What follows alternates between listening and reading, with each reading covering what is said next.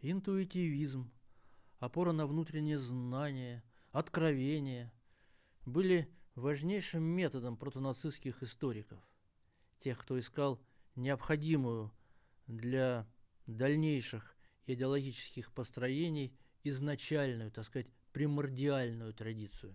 Один из таких интуитивистов – Гвидо фон Лист. В конце XIX века он выставлял в авангард человечества ариогерманцев.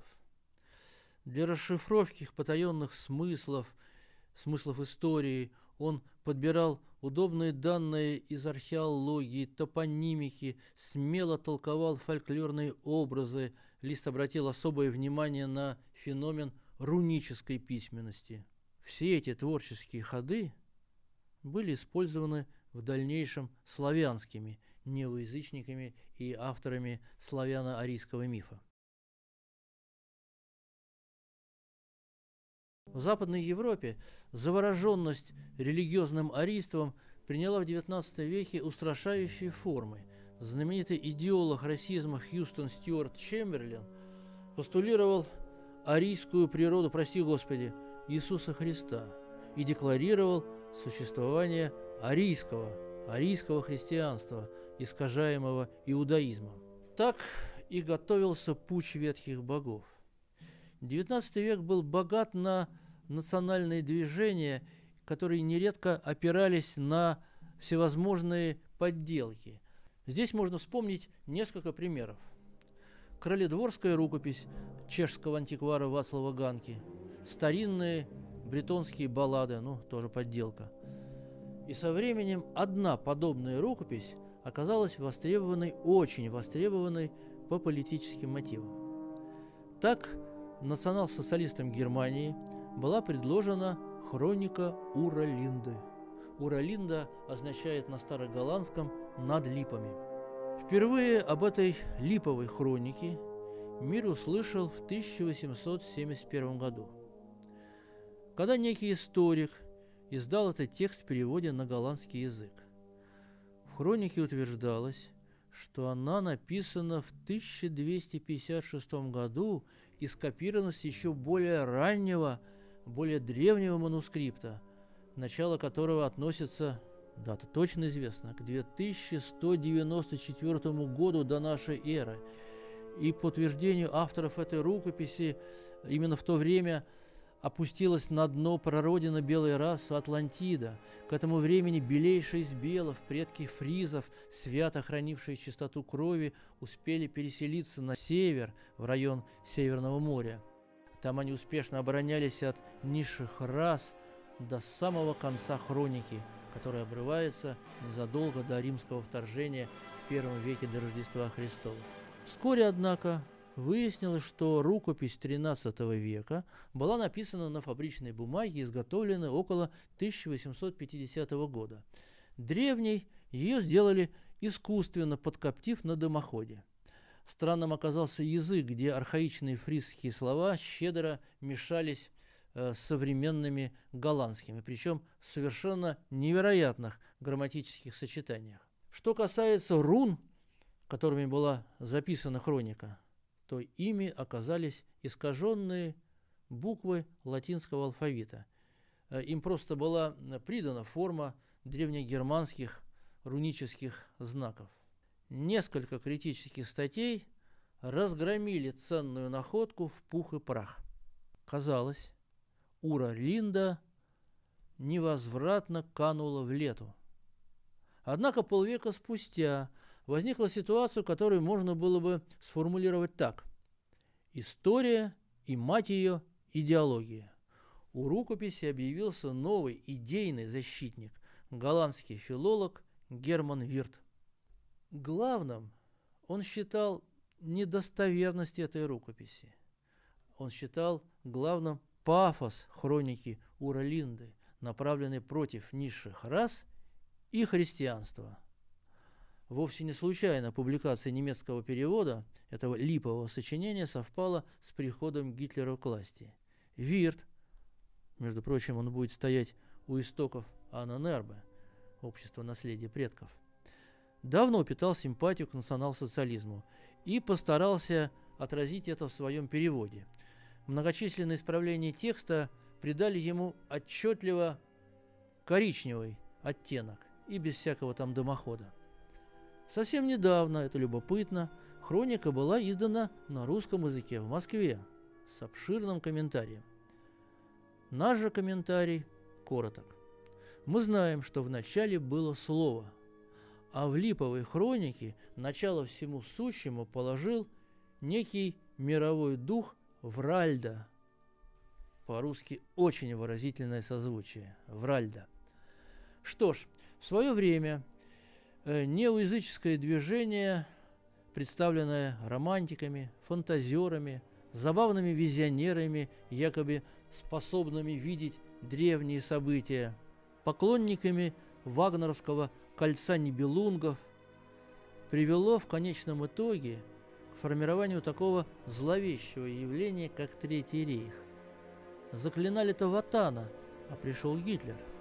А ведь заклинала не просто какая-то подвыпившая публика, бюргеры. Заклинала великая германская культура. Первым миф о воинственных гипербореях стал культивировать Ницше. Он связывал его с собственным изобретением, мифом о сверхчеловеке. Именно ницшанские образы, вот эти образы гиперборейцев, арийцев, в дальнейшем стали использоваться нацистскими идеологами. Героический Зигфрид запел драматическим тенором на сцене Байрета, а потом воплотился в мраморе, в таком псевдоантичном стиле, скульптуры, жестокая складка между бровями, суровый взгляд. О, зловещая роль этих романтиков оценена не до конца. В Германии они смело двинулись по Радужному мосту в языческий Асгард, но оказалось, что фантазия приводит не на небо, совсем не на небо. В целом они склонялись к тому, чтобы христианского бога сделать символом зла. Человечество превратить в божество, оно становится высшей целью, а христианского сатану сделать героем. Увы, все эти фантазеры изменили своему крещению во Христа. Все ведь были христианами. Да, ген измены заложен в самом неоязычестве изначально. Именно подобные романтики раскрутили древний солярный знак, знак языческого мира, свастику. Теперь он вращается все быстрее, и славянам она кажется уже многолучевой, коловратом. Быстрее, еще быстрее. И скоро вращающаяся фигура сольется в черный диск, станет черным солнцем какой-то страшной вселенной. В этом фантомире неоязычество получает законные права даже в христианских странах. В Боливии ввели государственный культ богини земли Пачамама, отменив при этом, кстати, госстатус католицизма. Однако фактически торжество неоязычества – вещь повсеместная. И этот мир, где уже воцаряется лжепророк, быстро дрейфует к антихристовому сатанизму. Вот относительно недавняя новость из США. Сатанисты из Иллинойса отправились в Капитолий штата и установили там свою инсталляцию рядом с вертепом, сценой христианского Рождества. Каков смысловой перевертыш? Бафомет изображен в виде спеленатого младенца. Девопоклонники скандировали, и весьма воодушевленно: «Мы приглашаем тебя дать нам равенство, терпимость, да здравствует сатана». И еще об Украине. Как вам такой текст? Начало цитаты. 31 марта, в 29-й лунный день, день порчи и проклятий, мы, ведьмы Украины, в содружестве с зарубежными коллегами проведем ритуал наказания врага украинского народа Владимира Путина. Уже собран круг из 13 ведьм. Уже заговариваются алтарные ножи для принесения жертв. Жертв высшим силам, естественно. Так сообщают организаторы мероприятия. Самое любопытное, что советник главы Офиса президента Алексей Арестович в своем фейсбуке обратился к украинским ведьмам со словами поддержки. Девочки, так держать, написал Арестович. Знаете, как ищут свои корни? Копнут поглубже в культурном слое, который лежит сейчас на виду у каждого в виде книжного глянцевого ширпотреба. Корешки вроде есть, но почти все сгнившие. Никакой священный дуб из них уже не вырастет. А если вырастет нечто корявое, то это усохшая традиция деревенского колдовства. Что же делать с этими корешками? А что, если заварить кипятком своей разгоряченной фантазии? Так и готовят новое варево. И не замечают корня, который жив и который растет из рая от прямого богообщения первого человека.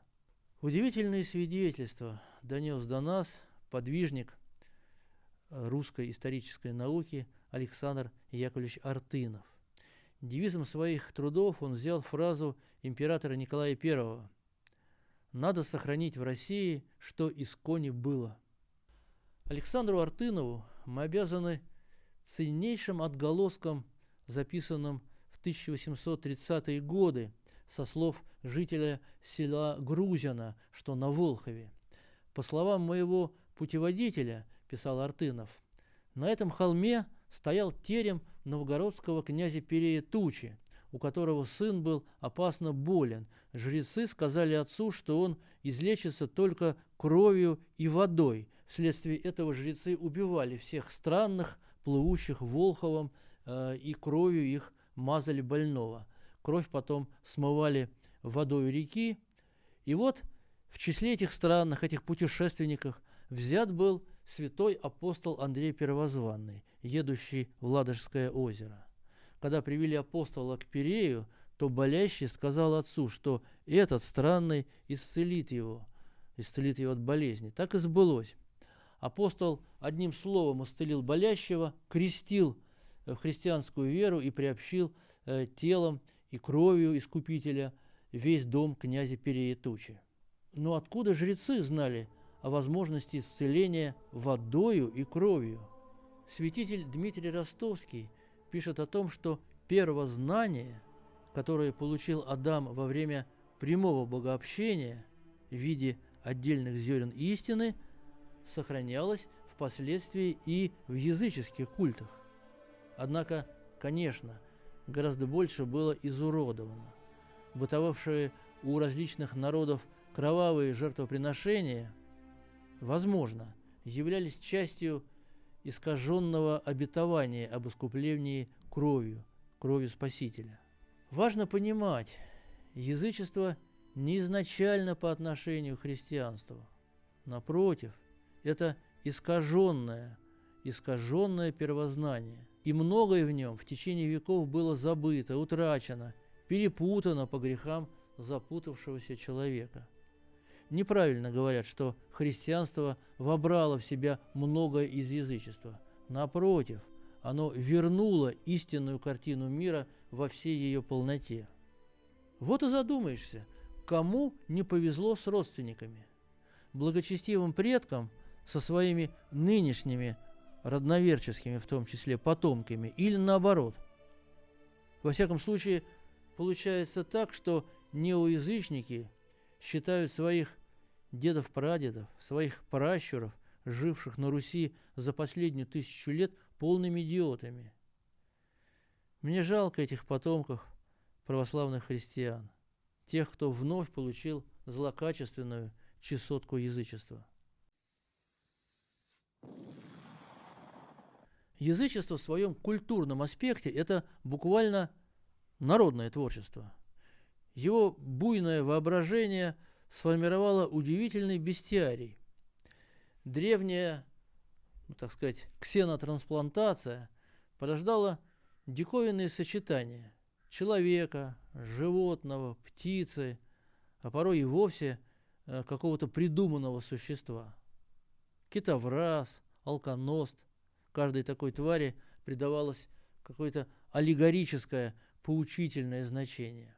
А вот теперь, в эпоху неоязычества и фантазии постмодернизма, эти манипуляции назвали бы перемещенными предметами. Вот вспорхнула птичка сирен, глядь, а это Греф с лицом Дани Милохина. Вы же помните, Сбербанк на одном из экономических форумов признал этого тиктокера своим лицом. А вот еще созданный кем-то объект нового бестиария. Бывший рабочий объявляет себя шаманом, апеллирует при этом ко Христу и носит на груди портрет ярого атеиста Че Гевары. Это Якут Габышев. Он идет на Кремль. И, наконец, кульминация современного бестиария. Скульптура в виде льва с орлиными крыльями. Она официально была признана хранителем международного мира и безопасности. Так она и называется. Она установлена возле штаб-квартиры ООН в Нью-Йорке и очень напоминает апокалиптического зверя.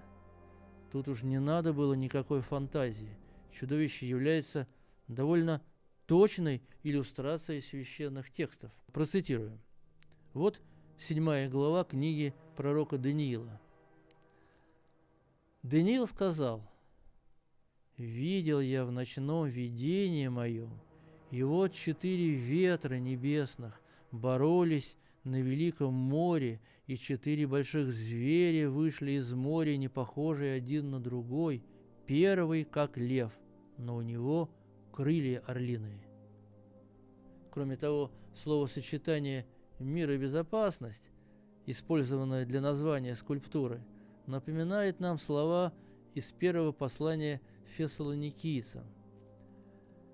«Ибо сами вы достоверно знаете, что день Господень так придет, как тать ночью, ибо когда будут говорить мир и безопасность, тогда внезапно постигнет их пагуба». Визионеры, общающиеся с древним волхвом Радомиром, сообщают: проснется он тогда, когда соберутся представители всех конфессий. Что за экуменист такой пробуждается? Вообще-то в мире, уставшем от религиозных войн, модель духовной, якобы объединяющей всеядности уже давно предложена, и предложило ее масонство. Вольные каменщики утверждают: на наш алтарь свои дары, якобы, принесли все религии и культы. Масоны первыми стали говорить о религии, с которой бы согласились все. Что это за религия? Сторонники нового возрождения не скрывают. Цитата. «Язычество представляет собой весьма удобную религиозную философию для плюралистического общества». Язычество. Так что Геракл, символизирующий в ордене мощь масонства, не против, если рядом с ним вновь появится целый пантеон. Так, за сонмом неоязыческих божеств пытаются скрыть фигуру Иисуса Христа, и не без успеха. Хотя количество неоязычников составляет 1–1,5% от населения страны, неопаганистское мироощущение характерно почти для всех. При этом формально православными считает себя в России абсолютное большинство, но живут-то по-христиански, наверное, даже меньше процента наших сограждан. Теперь не деревянные, не каменные идолы, как в древности, а страсти стали богами. Мистический рельеф местности таков: храм гордости на горе, капище низости в низине. И над всем этим пышущий жаром блин солнца. Он освещает мир довольства и комфорта, в котором каждый обыватель хочет, как сырный продукт, в пальмовом масле кататься. И этот мир хочет забыть простую истину. Не все коту масленица. Да, когда-то язычники стали христианами, а вот теперь потомки христиан вновь поклонились неоязыческим богам. И подлую роль масонства в этом процессе трудно переоценить. Вы знаете, есть знаковый эпизод, о котором историки масонства вспоминать не любят. Один из первооснователей Великой Ложи Англии, доктор Додд, был повешен как жулик. Подделал чек на 4200 фунтов на имя лорда Честерфилда, своего бывшего ученика, и попался. Об этом можно было бы не говорить, но тут видится нечто архетипическое, связанное с жульничеством, подделками, фальсификациями, со всем тем, о чем мы сегодня говорили. Так что, когда некто предъявляет христианам счет по поводу несправедливых обид, якобы причиненных киевским волхвам, добрым инкам или салимским ведьмам, внимательно проверяйте его подлинность. Этим, кстати, я и попытался заняться на страницах своей новой книги «Стук истуканов». Как всегда напоминаю вам, подписывайтесь на наш канал «Черный ящик» в Ютубе, в Бастионе, и очень рекомендую вам подписаться на телеграм-канал «Царский крест». Благодарю вас. С Богом!